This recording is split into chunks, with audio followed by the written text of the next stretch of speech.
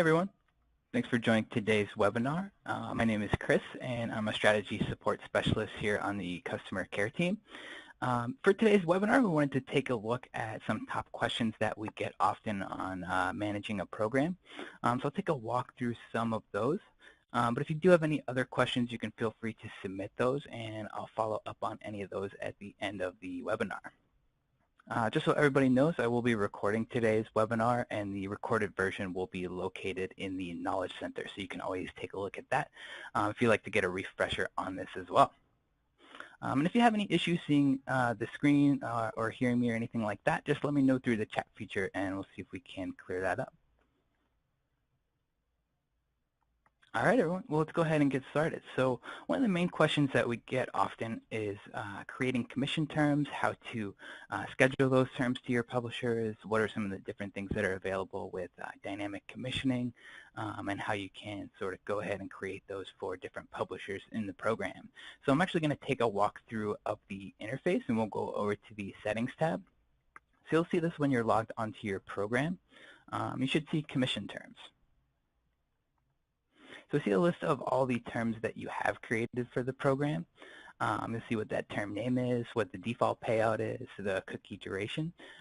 If you want to create a new term to schedule to your publishers, you'll want to go up to Create New Term up on the right side. And you want to give this a name, so maybe it's an updated default term, maybe it's a specific seasonal promotion that you have coming up, or maybe it's a new to file term or something like that. Just give it a name that makes it easy to identify in your term list. And then you want to take a look at your cookie duration, so how long the system will track to attribute that click if the affiliate's able to generate that sale. So I'm going to say 30 days for this example. And then you want to choose your payout type, so whether it's a sale percentage or a flat amount.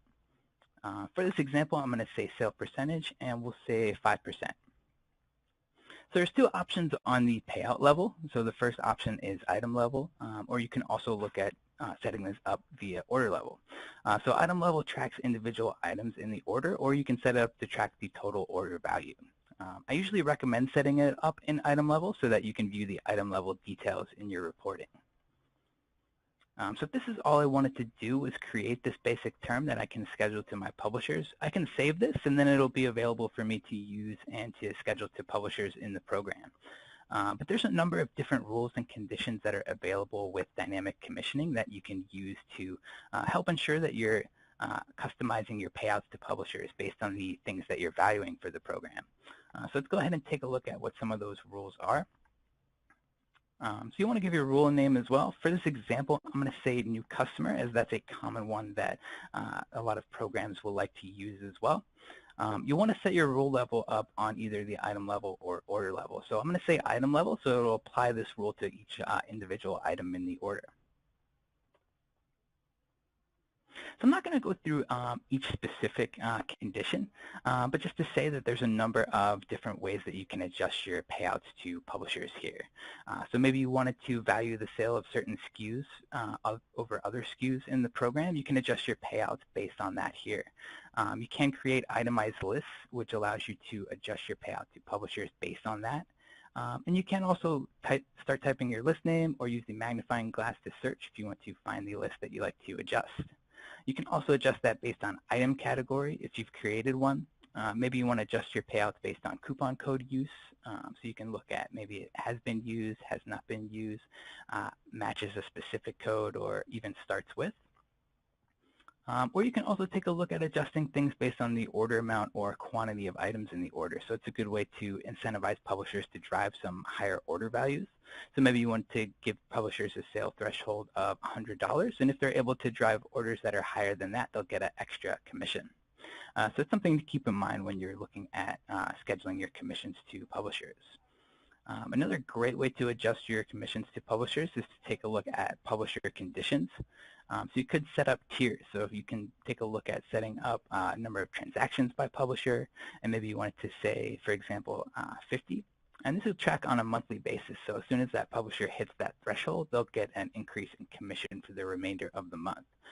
Or you could set it up by transaction sale amount. So maybe you wanted to say 500, for example.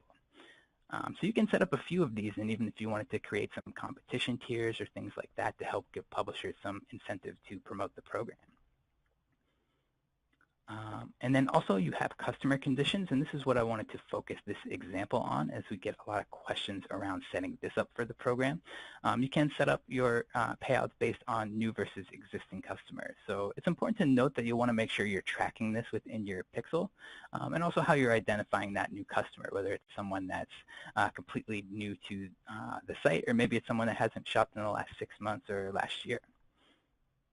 And if you have any questions on that, you can certainly let us know to see if you can confirm that your pixel set up to track that as well. You could also set this up based on device type. So maybe you wanted to ensure publishers get an incentive to track some mobile orders. That's an option that you can use here as well. I'm not going to go too far into these, but you do have creative conditions if you wanted to adjust your payouts based on a creative type like banners or text links, or even a specific creative, as each one has a unique ID, so if you prefer they use that banner when promoting. So going back to customer conditions for this example, I'm going to say new to file, and we'll click Save Condition. So now that I have a new to file rule set up, I need to choose the action that's going to apply when that rule is met. So for example, I could say I want to add a percentage or flat amount. So maybe I want to add 2% when it's a new customer versus an existing customer. So that way, if it's an existing customer, they'll still get their base payout of 5%, but it gives them an incentive to help drive some new customer orders. Another thing you can do here as well is add additional conditions within that same rule. So maybe you wanted to add something else here. So I can say publisher conditions. Maybe I wanted to say transaction sale amount. So now that publisher needs to achieve both of those conditions in order to get that extra percentage. And you can have multiple rules within the same term. So maybe I also wanted to set up a mobile rule. Now, it's likely that you have a cap and commission that you're able to pay out to publishers, but you can still have multiple rules set up within your term. You'll just want to make sure you're setting them up so that there's a cap in the amount of commission that that publisher can receive. So I could say I wanted to add a percentage for mobile sales here as well. But maybe I wanted to ensure that publishers can only get a certain amount. So what I want to do is choose a rule that I'm valuing the most, and I'm going to say it's this new customer rule. You want that rule to be last in the order of rules when you're creating your term. So I'm going to use the arrow on the left side to move that down. And we're going to switch that to be equals percentage instead of add. And maybe we'll say 8% for that. And then we'll say add percent for this mobile rule, so they can get 2% if they're able to drive a mobile order. So that way this publisher can only get a maximum of 8% if they're able to achieve this new customer rule. They still have an ability to get an extra 2% when they're able to drive mobile sales. So there's a number of different ways to set these up, and I would encourage you to take a look at how you have things set up for publishers, maybe test things out, and bring this up in your discussions with publishers to see how you can maybe work with them to get some extra exposure, or the best ways to kind of ensure that you're optimizing your partnership. One more thing I wanted to point out while we're on commission terms, you can adjust your default term. So especially if you wanted to update your default term for either all of your publishers or maybe a big group of publishers, what you can do is clone that term. So you can also make a term your default. So terms will automatically be set to a default unless you manually choose a different one that you'd like to schedule to a publisher. So you can also clone a term. So say I had a lot of publishers in this term I wanted to move over. I can clone it. Then I can make any new rules that I want. Maybe I wanted to adjust my payout value or add some additional rules, adjust my cookie duration or anything like that. You'll see a checkbox for transfer publishers. And you want to check that before you save the term, as that'll move those publishers into the new clone term. But it's important to note that publishers require 7 days notice for a change in terms. So they won't move into that term as soon as they get it, but they can accept it when they receive it. So you may want to send out a newsletter or reach out to publishers to make sure that they are aware they can accept that term. And then another question we get as well that I wanted to go over is sending newsletters for publishers. So you should always be communicating with your publishers for any new offers that you have, any new creatives that you have, maybe new products or things like that. And I encourage you to definitely reach out to publishers directly to talk about that. But one of the best ways to make sure publishers have that up-to-date info is sending a newsletter. So I'll quickly walk through that feature as well. So we'll go down to the Publishers tab and we'll click Newsletters. You can see we have a few created here. When you want to create a new one, you'll see Create Newsletter at the top. And then I'm going to click on one that's already created. So I'm going to click on Edit just to bring this up. And then you can send this to all publishers in your program, but you might want to tailor this to specific groups that you've created, or maybe you wanted to choose a custom list or your top 5 or your top 10 publishers. So you can always adjust who you're sending this out to as well. So you'll have a name and a subject line for your newsletter. You will want to use HTML to build out the body of the newsletter. So I usually recommend using a free software like Composer if you don't have an HTML software you already use. But we can provide a template which we can kind of quickly adjust and allows you to edit some basic content for the program if you have any issues sending a newsletter as well. So definitely reach out to the customer care team or your account manager if you have any questions there. So you can also send this as a preview to make sure everything looks good, or you can preview it in your browser. So you'll see the HTML there, but if you want to see what it looks like, a quick way to do that is to look at your browser. And you'll see that we've tagged a few things in here. So I have some content at the top that's kind of explaining something about the program or maybe what sales might be going on. But I've also tagged a few text links and banners here. So I always recommend tagging those in your newsletters, as publishers can grab that link right when they receive it, and they don't need to go log in and find your account and everything as well. A quick note on newsletters here, you can either save it as a draft if you want to come back and work on it later. You can queue it for sending, so the system will get ready to process and send that out.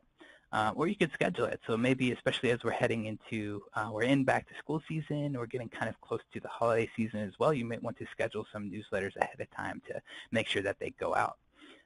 And I also recommend, even if you finish creating a newsletter, you might want to schedule it for even a few hours after you finish, just because you might want to come in and make some edits. And if you hit queue for sending, the system will process that, and you won't be able to make any edits there as well. All right, great. And then the next thing I wanted to move on to is making commission corrections. So there's a variety of reasons that you might need to correct orders within the program. So maybe you had returns or cancellations, fraudulent orders. Maybe you had a publisher that was violating your terms and conditions for a certain period of time. So you want to take a look at making sure that you adjust your commissions often. So I recommend logging into the account daily or at least weekly to make sure that you're checking all your orders and you make sure that you reverse them before they lock within the system.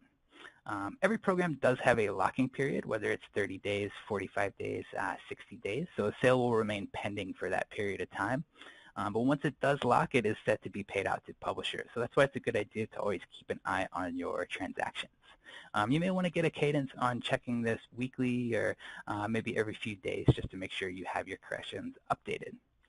To get to this, you can go to the Transactions tab, and you'll see Modify Commissions.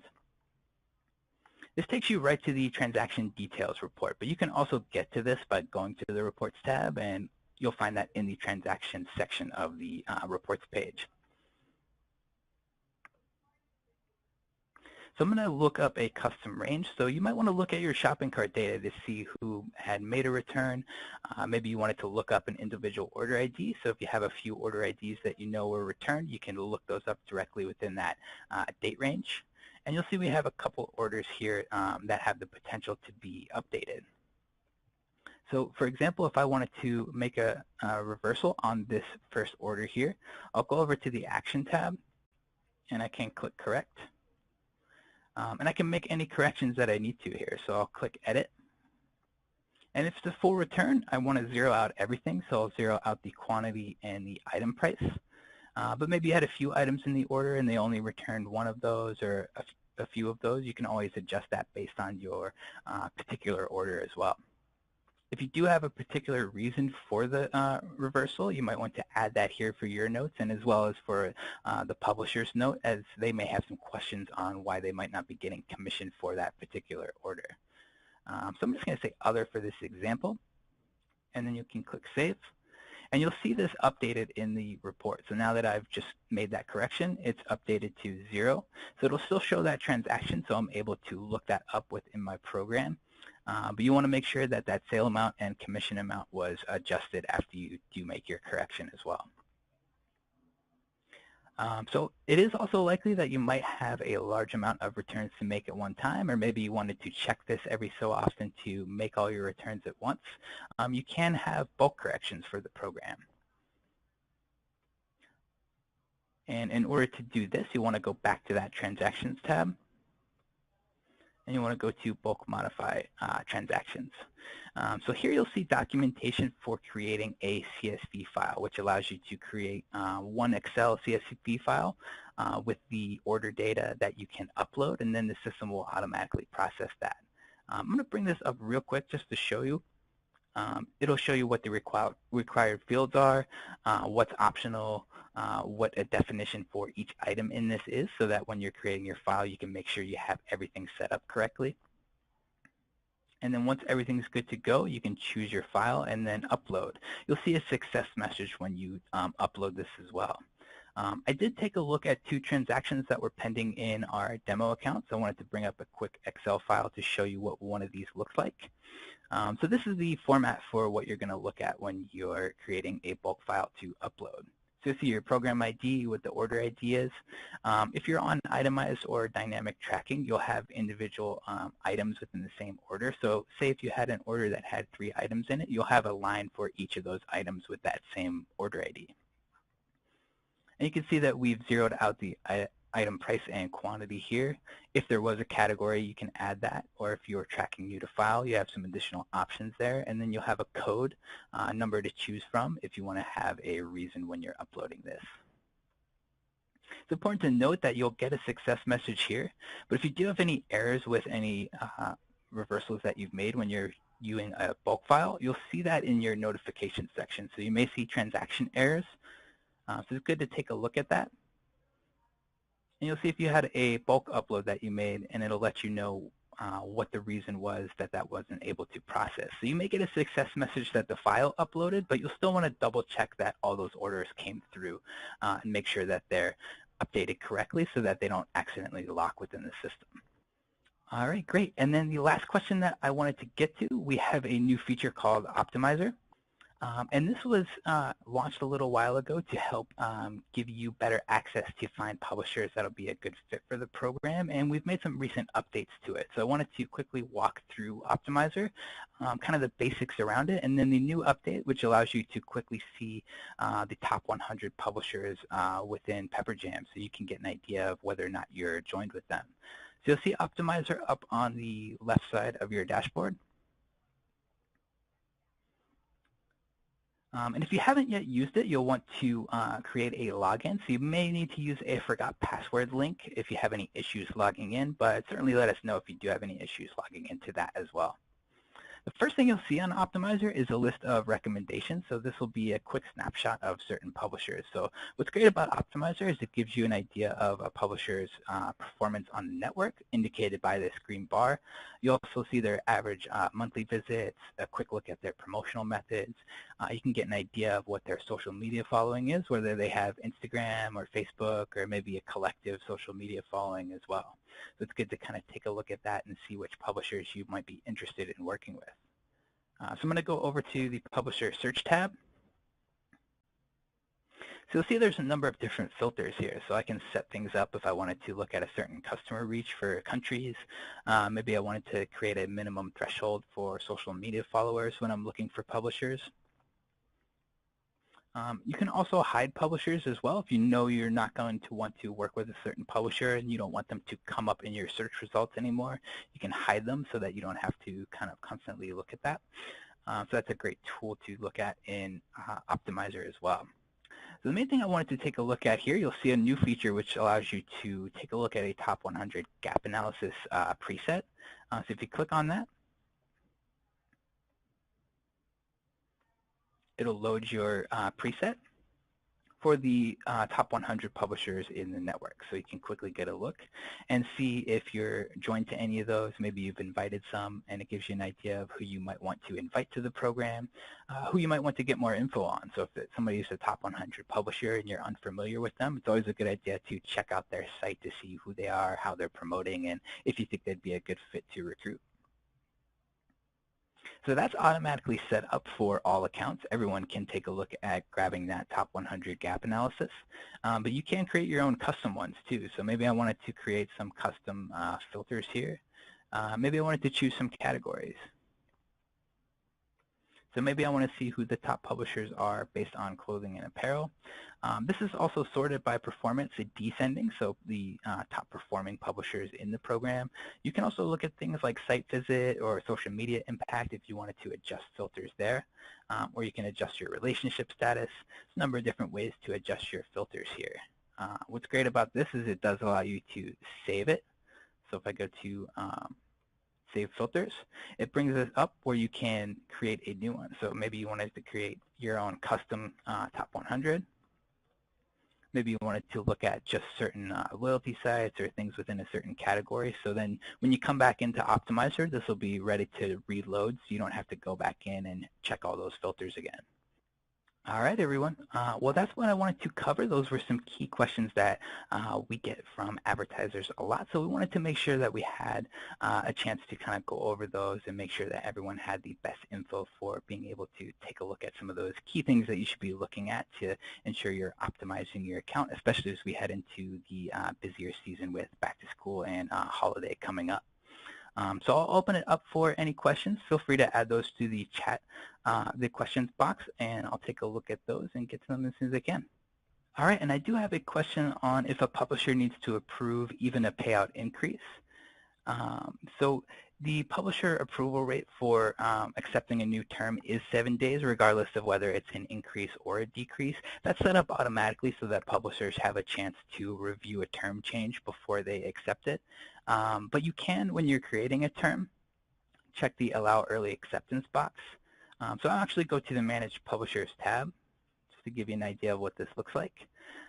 So maybe you're sending a commission increase for a publisher and you want to make sure they accept that as soon as possible. You'll see that scheduled date is always set for 7 days out, but you can check Allow Early Acceptance and then click Schedule Term. That allows that publisher to accept it as soon as possible. But you may want to also reach out to them to let them know, hey, I'm giving you a commission increase. I want you to go ahead and accept it as soon as possible. So I do have a question on if there's an easy way to increase a payout to all publishers. The easiest way is what we ran through a little bit before for when you want to clone a term. So say you want to go to your commission terms. We'll say just for the sake of example that this is our default term that's scheduled to everyone. I can clone it, make any changes I need to, and then click this Transfer Publishers box. Another thing you can do if you wanted to use the bulk feature under the Manage Publishers tab, you'll see the Apply Bulk Changes section. So you can select all the publishers you want to change. So maybe you've created a certain group here. You can select them to make sure their checkbox is selected, and then you can choose the term that you like to update them to. So that's another bulk way to schedule terms to publishers. All right, and I do have a question on a recently launched program that has over 4,000 transaction errors. They all look the same, and can you dismiss them? It really depends on what that error is. There are some common errors that you might be seeing. Some might be for transactions that if you're using the suppress code feature, you'll see certain things come up as errors, but they're really notifications just letting you know that the system did track that order, but due to whether you're using a suppress code feature or maybe you have something else set up, you might be able to dismiss those as well. Another common one might be order ID already exists in the system, so that's one to take a look out for. So sometimes the system will track an order again if someone maybe refreshed their checkout page or they came back in to check on their order, they still have that checkout page up on their site. They may cause the pixel to fire again. That causes the system to just send you a note that it was tracked, but it's just letting you know that there is already an order ID with that tracked in the system. But I would recommend reaching out to the customer care team, especially if you've recently launched, just to take a look at why you're seeing those transactions, and we can definitely let you know what the specific reason is and how to move forward with them as well. And just so everyone knows, you'll see this chat feature. This is the best way to get in contact with the team, so that creates a case for anyone to follow up as soon as we can. All right, and I have another question on if you revoke a relationship with a publisher, can you join with them in the future? So yeah, you can. So if you have a publisher maybe you're not looking to work with right now and you've revoked them from the program, you can always revisit that and then resend them an invite. So they do need to accept that again. So you may want to touch base with them to let them know why you're interested in that again so that they can accept. But yeah, you can always re-invite publishers to the program. So I do have one question on if the online resources for Word to HTML are as good as anything else. I'm not specifically familiar with that. I'd recommend to take a look at that, or if you wanted us to maybe look at that as well, feel free to send that question in. There are a number of kind of free HTML softwares that you can use that allow you to make edits. So it really depends on how you prefer to do that. If you already have one set up, or maybe you have created something in Word, it depends on how you'd like to look at that. But we're always happy to help out if you have one you're using, or if you want us to take a look at a newsletter before you send it out to your publishers as well. All right, and I do have a question on if there's an easy way to contact publishers before you invite them. So you will notice that publishers don't display their full contact info if they're in an invited status or they have no relationship to the program. I always recommend visiting that publisher site just to get an idea of who that publisher is. And they usually have a best contact page or a way to contact them there. But especially if you have some publishers you're looking to join with that have a priority, or even if you have some difficulty getting in contact with them, you can always reach out to us as we can make an introduction or see if our publisher development team has a better contact as well. All right, and then I do have a question on if you can add more than 3 KPI goals. You can set up more than 3 KPI goals for the program, although it's recommended that you keep 3 goals as your kind of main focus, as it allows you to really hone down what you're looking to achieve for the program.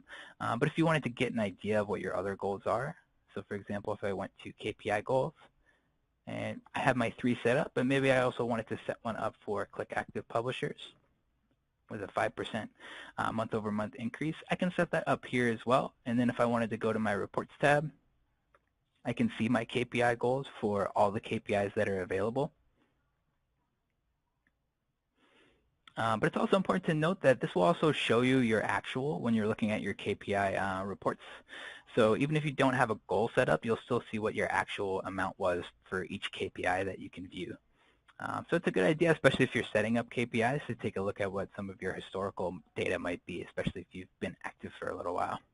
So I do have a question on if you have a transaction error that says no affiliate relationship and how you can correct the order. So if you don't have a relationship with a publisher, they may have not been joined to the program when that click registered. So they can submit a transaction inquiry for you. You'll see transaction inquiries on your notification section. So if a publisher didn't track a transaction for whatever reason, maybe they weren't quite yet joined to the program, but they have some data to show you they helped drive a sale, they can send in transaction inquiries. So they'll send in the details here. You can review them, and then if you can confirm with that publisher, you can accept and it'll register to the program. But it's important to note that that publisher does need to be joined to the program in order to process that. All right, and then I do have a question on itemized product lists and how you set them up. So I'm going to quickly walk through that. There is additional info on that in the Resource Center that I would encourage you to take a look at. But if you want to set up itemized lists, you'll go to the Settings tab. You do need to be on itemized or basic, or dynamic tracking in order to use that. So if you're using basic tracking, you'll want to note that you might want to consider upgrading. And if you have any questions on upgrading to dynamic, definitely let us know as well. So you should see itemized lists under your Settings tab. So you'll see all these itemized lists that are created. So I'll want to create different things that I can list here for SKUs. So I have a number of kind of demo ones set up. So you'll want to create the list here first, because that's going to give you this ID. You'll see, for example, Polo Shirts has this 1986. That's the list ID that you'll want to use in your master file. So to set up your master file, you'll go to the Settings tab. And just a note, so you'll want to set those up so that you have your list IDs before you're creating that, as you'll need that when you're creating it. So under the Settings tab, you'll be able to upload a file, whether it's a text or CSV file. And it'll need to be pipe delimited. And you'll see an option for that as well. So you'll see an example if you click on that right up here. You'll see the product name, what the product ID is, so that would be the SKU number, and then this 101, 102, 103, that's the list ID. That is why you'll need to create the list you're going to add it to first before you add a master file. So you can only have one master file at a time. So if you're using itemized lists, I recommend saving a copy of this so that whenever you need to create new lists to schedule your commissions based on, or maybe you wanted to remove a list, you want to re-upload the whole master file and make your edits to that as well. And then once everything's set up, you can click Save. You'll see if you had any errors. Just in this demo account, we have a number of errors as we were uploading some things here. But you'll see if you got any errors, and if it uploads correctly, you'll be able to see what products are in those lists. If I go back to Manage Product Lists, you'll see if you have any items that are in that product count. And then these are the names of the list that you'll use when you're scheduling a term. You can also use API for that if you prefer, and there's some extra info on that if it's something that you'd like to set up for the account as well. And just so everyone knows as well, I'll send over a link to the recorded version of this, which will be located in the Knowledge Center. If you haven't yet used that, you'll see that under the Resources tab. There's a lot of good best practices for navigating the interface if you want to dive deeper into creating your itemized lists, things like that. All that info is located in the Knowledge Center, so it's a good resource. But I'll be sending the copy of the link to the recorded version after this, as well as the answers to some of the questions that were sent as well, so if you wanted to get a recap and go back to a question that you may have had. All right, everyone. Well, thanks for attending today's webinar. I would note that you should stay tuned for info on upcoming webinars, and if you do have any topics that you'd like us to cover, anything that you'd like to go over for the program that you'd like to see in an upcoming webinar, always feel free to let us know. And thanks everyone for attending. Enjoy the rest of your day.